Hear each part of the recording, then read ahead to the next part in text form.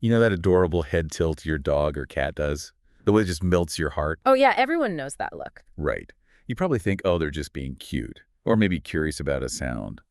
But today, for this deep dive, we're looking into canine and feline head tilt source material. And it turns out that tilt might actually be telling us something else. Something potentially quite important, yeah. It's often linked to their nervous system, specifically their balance. Exactly. So while, we all love that charming quirk, from a medical standpoint, it's frequently connected to the vestibular system, their balance system. Hmm. So our mission today is to kind of dig into what these medical insights tell us about why those tilts actually happen. Let's do it. It's a fascinating topic. Okay, so first things first. Our sources define a head tilt simply as an abnormal way a pet holds its head compared to its body and limbs. But they immediately make a really key distinction. How do we tell a real head tilt from just like a head turn, and they're just looking at something? That's a great starting point.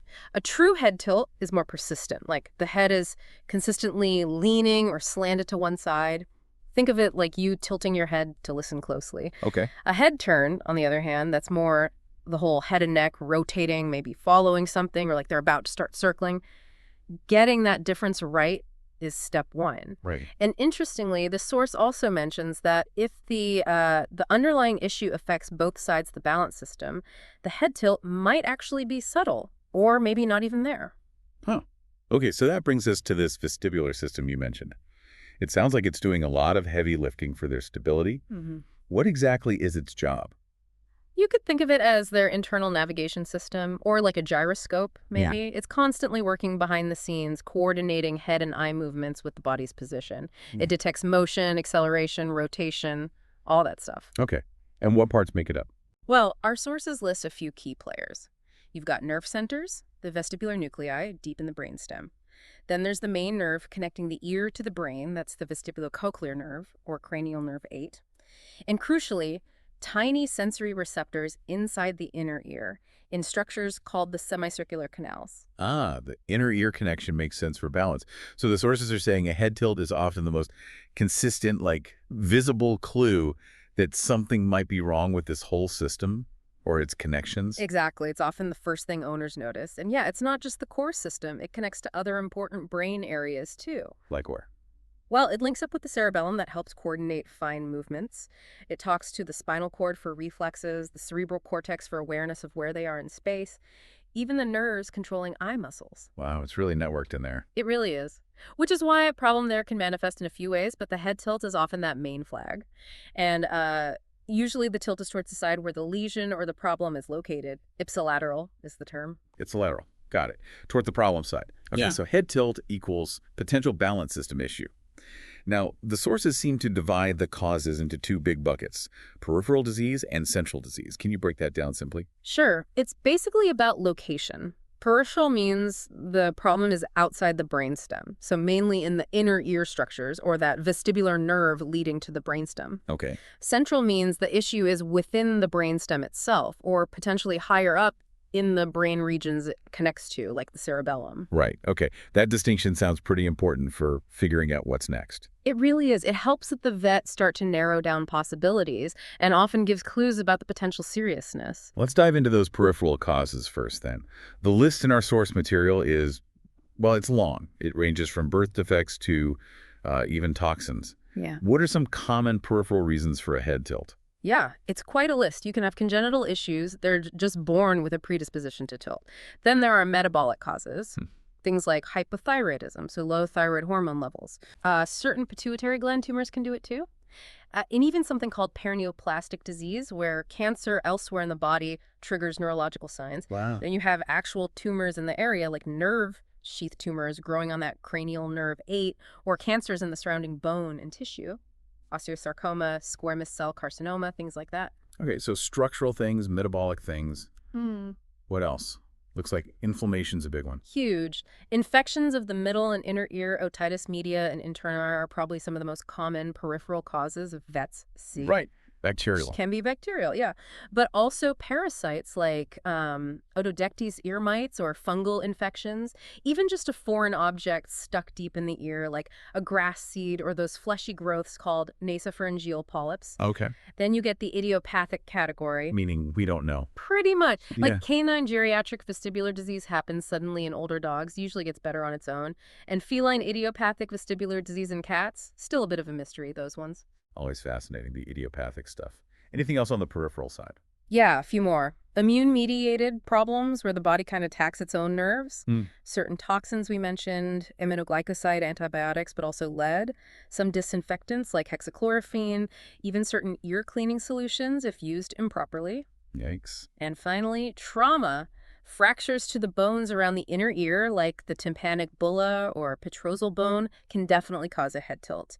So lots of potential triggers outside the brain itself. Definitely. Okay, let's switch gears to the central causes problems inside the brainstem or connected areas.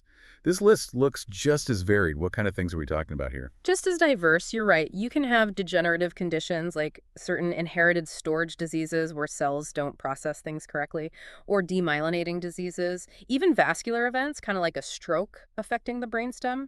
Anatomic issues too, like hydrocephalus, that's water on the brain, basically excess fluid buildup. And tumors, of course. Brain tumors like gliomas, meningiomas, lymphoma, or cancer spreading to the brain, metastasis from elsewhere. That all sounds quite serious. Are there other central causes that are maybe less obvious? Well, one interesting one is nutritional. Thiamine deficiency vitamin B1. The source specifically mentions it linked to diets of exclusively raw fish without supplementation.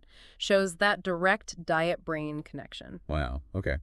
Didn't expect nutrition to be on the list. Yeah, and then there's a whole raft of inflammatory and infectious causes affecting the brainstem directly. Like what sort of infections? Viruses like FIP in cats or canine distemper, protozoa like toxoplasmosis or neosporosis, various fungal infections, crypto, blasto, histo, depending on geography sometimes. Bacteria may be spreading up from a severe ear infection. Even parasites like Cutoribra larvae migrating aberrantly, though that's rare. And some tick-borne rickettsial diseases like ehrlichiosis. Good grief. That's a lot of potential infections.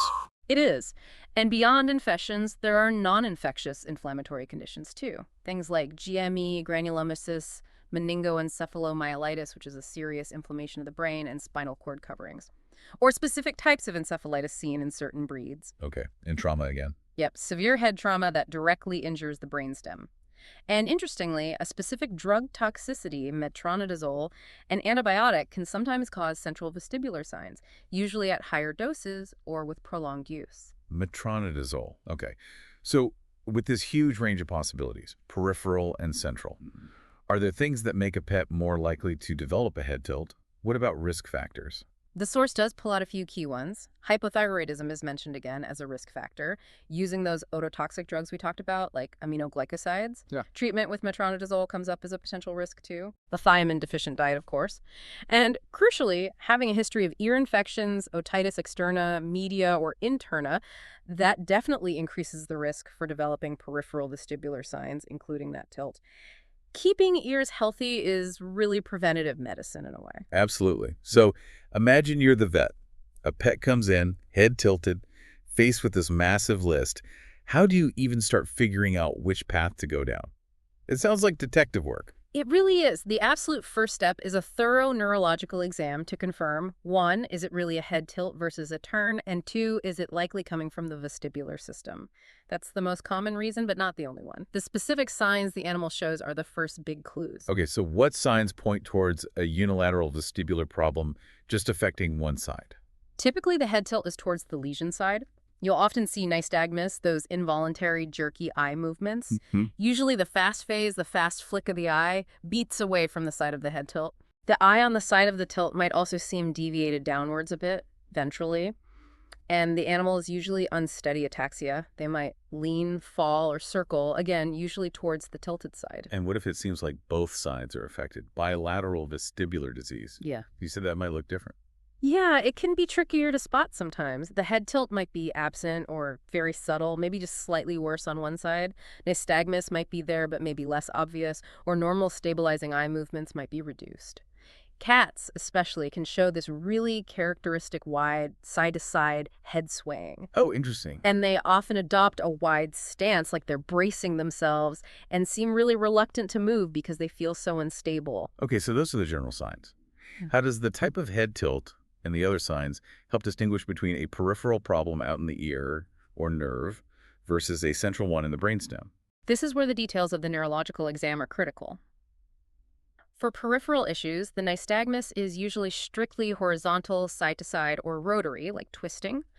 And crucially, the fast phase always beats away from the tilted side, no matter how you position the head. Always away. Got it. You might also see other signs on the same side as the tilt because the facial nerve runs right nearby. So maybe some facial drooping or paralysis. Horner syndrome, that combo of droopy eyelids, small pupil, sunken eye can happen. Maybe even decreased tear production on that side. Okay, so those point towards peripheral. What about central? With central problems, the nystagmus can be more varied. It can be horizontal or rotary, but it can also be vertical up and down, which you almost never see with peripheral disease. Okay. Vertical nystagmus, likely central. Generally, yes. And a big clue for central is if the direction of the nystagmus changes when you change the pet's head position. That's a strong indicator of a central issue. Plus, you often see other signs of brainstem trouble changes in mental status, like being dull or disoriented, weakness in the legs, proprioceptive deficits. Meaning they don't know where their feet are. Exactly, like they seem clumsy placing their paws. And you might see deficits in other cranial nerves besides just the vestibular and facial nerves. The source mentions something called paradoxical vestibular syndrome. Sounds complicated. It's less common, thankfully. Hold on. It happens with damage to specific parts of the cerebellum. The weird part is the vestibular signs, the tilt, the nystagmus might point to one side, but the actual lesion in the cerebellum is on the opposite side. Other coordination problems might be on the same side as the lesion, though. It messes with the usual rules. Okay, complex wiring indeed. What about those non-vestibular causes you mentioned earlier? How might they look different? Right, so if it's not the balance system, sometimes a lesion in the midbrain can cause a really severe head rotation, often more than 90 degrees, and usually tilted away from the lesion side. But importantly, they typically don't have the other classic vestibular signs like nystagmus or profound ataxia. And then there's something called an aversive syndrome from forebrain problems that might look like a head turn, not really a tilt, maybe neck curvature and compulsive circling. They might seem like they're pushing towards one side, but again, you'd look for other signs like contralateral opposite side deficits in vision or reflexes. And the circling is often wider, less like they're about to fall over compared to vestibular circling. Wow, okay. So the neuro exam is absolutely packed with clues. Once the vet has a strong suspicion, say, leaning towards peripheral versus central, what tests help confirm things? Right. The exam narrows it down, then tests help pinpoint the cause. Basic blood work and urinalysis are usually a starting point. They might be totally normal, honestly, in many vestibular cases. Right. But sometimes they give hints, like maybe signs suggestive of hypothyroidism or a high white blood cell count indicating infection, maybe low platelets with ehrlichiosis, that kind of thing. But you can't rule much out with normal blood work here. Okay. So what comes next? More specific tests, imaging. Exactly. Depending on suspicion, maybe specific thyroid hormone level tests. If an ear infection is suspected, taking a sample from the ear canal or even the middle ear for culture and microscopic exam is key, looking for bacteria, yeast, mites. Serologic tests, blood tests, looking for antibodies or antigens for infectious diseases like toxo, FIP, crypto, etc. And imaging must be important, especially for central causes or middle ear issues. Hugely important. Skull x-rays, especially focusing on the tympanic bullae, those bony bubbles housing the middle ear, can sometimes show changes like sclerosis or fluid. But the source stresses, normal x-rays definitely don't rule out middle ear disease. So more advanced imaging. Often, yes. CT scans, and especially MRI, are much better at visualizing the inner ear structures, the brainstem, the cerebellum, the whole brain, really. They can show inflammation, tumors, fluid buildup, signs of stroke, congenital abnormalities, much more detail. Essential for suspected central disease, and often very helpful for complex peripheral cases, too. Makes sense. And are there even more specialized procedures sometimes? Yes, if central disease is strongly suspected, a cerebrospinal fluid analysis, a CSF TAP, can be invaluable. You analyze the fluid surrounding the brain and spinal cord for signs of inflammation or infection. But it does carry some risks, especially if there's high pressure in the skull, so it needs careful consideration. Okay. There's also the BAER test, brainstem auditory evoked response. It tests the hearing pathway through the nerve and brainstem. It can help differentiate peripheral from central hearing loss, which can sometimes go along with vestibular signs, and confirm if the auditory part of CN8 and the brainstem pathways are working. Okay. And finally, sometimes a biopsy is needed. If there's a suspect mass in the ear, bone, or brain seen on imaging, getting a tissue sample might be the only way to get a definitive diagnosis, like identifying the exact type of tumor or inflammation. Okay, so a whole diagnostic toolkit. Once you have a diagnosis, or at least a likely cause, how is head tilt treated? Well, it really hinges on that underlying cause and also how severely affected the pet is. Supportive care is almost always part of it, especially initially. Intravenous fluids, if they're dehydrated or not eating, drinking well, especially in older dogs with geriatric vestibular syndrome. Restricting activity, confining them to a safe space to prevent falls and injury, making sure they can eat and drink. Sometimes severe tilts make that difficult, raising aspiration risks. Okay. And critically, if any potentially toxic medication is suspected, stopping it immediately is step one. For specific problems like chronic ear infections needing drainage, polyps, or some accessible tumors, surgery might be recommended. Right. And what about medications? That seems like a big part of treating many of these causes. Absolutely. If it's bacterial otitis media interna, appropriate antibiotics are key, often needing broad-spectrum ones that penetrate bone and tissue well, and usually for quite a long course, like weeks. Right. If it's hyperthyroidism, then lifelong thyroid hormone replacement therapy. For central nervous system infections, you need specific drugs that can cross the blood-brain barrier, the right antibiotics, antifungals, or antiparasitics, depending on the bug. Prognosis for some CNS infections can be guarded, though. Yeah, sounds tough. What about those inflammatory conditions like GME?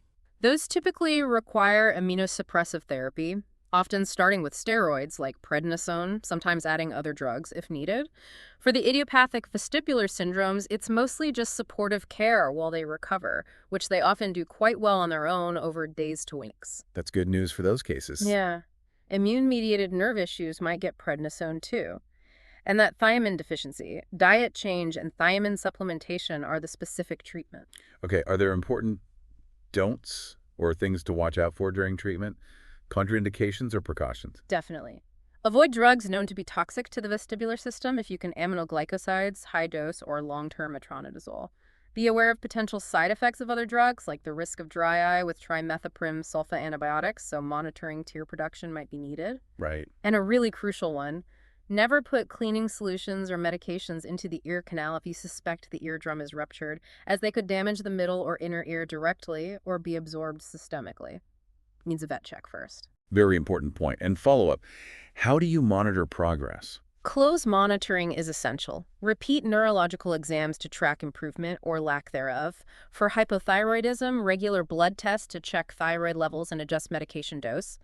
For some central conditions, repeat CSF taps or imaging might be needed down the line, monitoring tear production if relevant, and just generally watching for worsening signs or potential complications, like the disease progressing or rarely issues like brain herniation if pressure increases significantly. Okay. So finally, looking at the big picture, what's the general outlook, the prognosis for a pet with a head tilt?